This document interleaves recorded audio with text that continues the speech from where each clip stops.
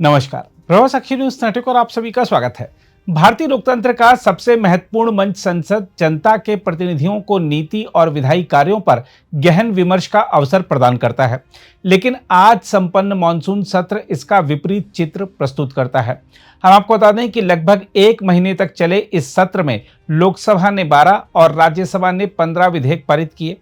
कागजों पर यह भले उपलब्धि दिखती है, किंतु वास्तविकता यह है कि अधिकांश विधेयक बिना सार्थक चर्चा के शोर शराबे और हंगामे के बीच पारित हुए। दोनों सदनों में कामकाज की स्थिति वाकई काफी चिंताजनक रही।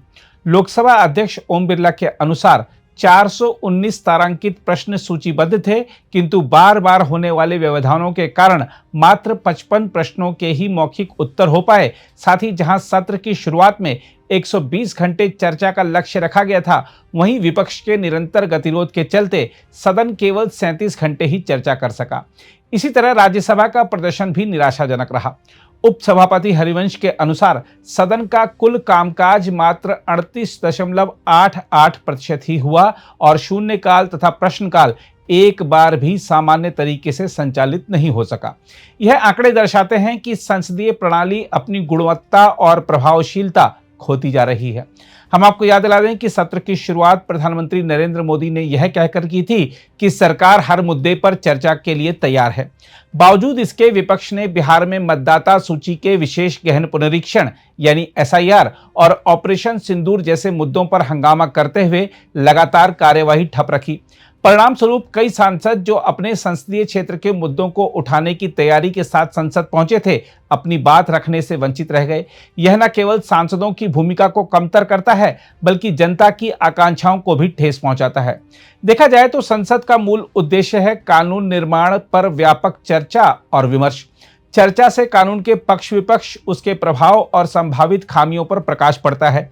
किंतु हंगामे के बीच जब विधेयक संक्षिप्त औपचारिकता के बाद पारित होते हैं, तो उनकी गुणवत्ता और पारदर्शिता दोनों प्रभावित होती है। यह न केवल विधायी प्रक्रिया की गंभीरता को कम करता है, बल्कि लोकतंत्र की आत्मा को भी आहत करता है। इसके अलावा जिस तरह अन्य क्षेत्रों में नो वर्क नो पे का सिद्धांत लागू है, उसी तरह सांसदों पर भी यह नियम लागू होना चाहिए। यदि वह जानबूझकर हंगामे और व्यवधान के कारण संसद का काम ठप करते हैं, तो करदाताओं के पैसे से मिलने वाले वेतन और भत्तों पर उनका कोई अधिकार नहीं बनता।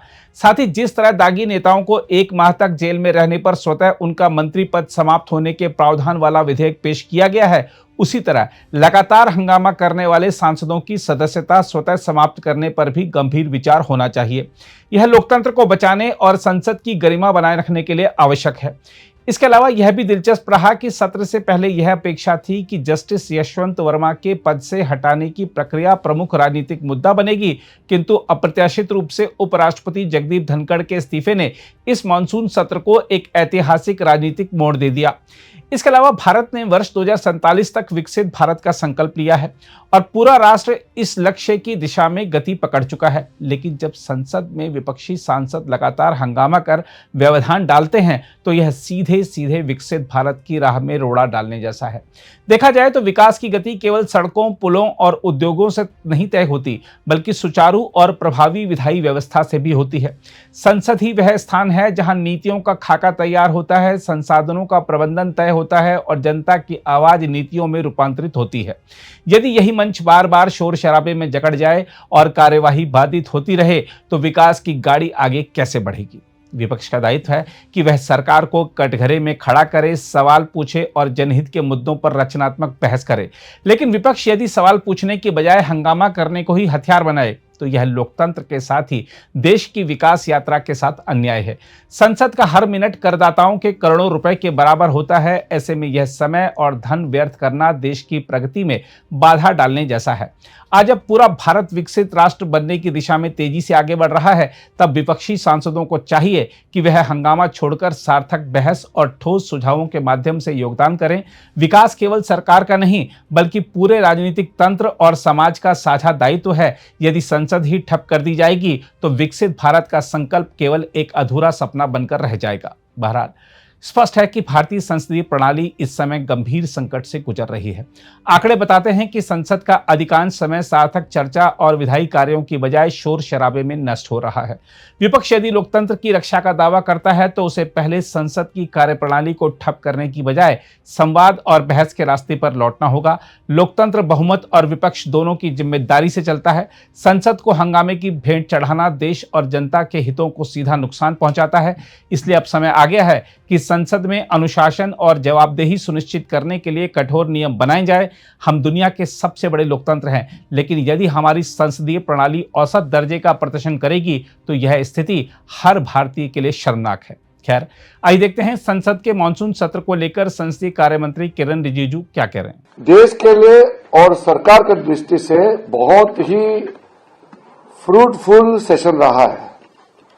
ये मानसून सत्र बहुत उपयोगी सत्र रहा है, लेकिन अपोजिशन एमपीज के लिए बहुत नुकसान रहा है, क्योंकि अपोजिशन एमपीज विशेष करके जो नए एमपीज है उसको बोलने का मौका नहीं मिला।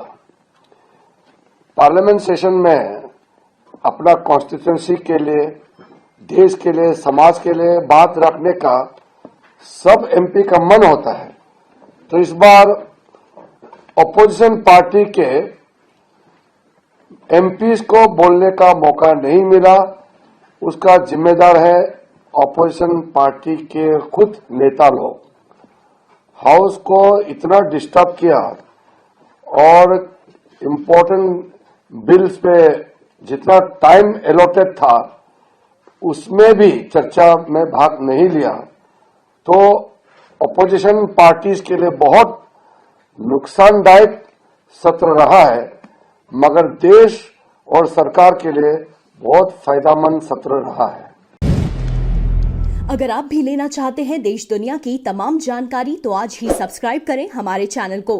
साथ ही नीचे दिए बेल आइकन को जरूर दबाएं ताकि हर अपडेट आप तक पहुंच सके।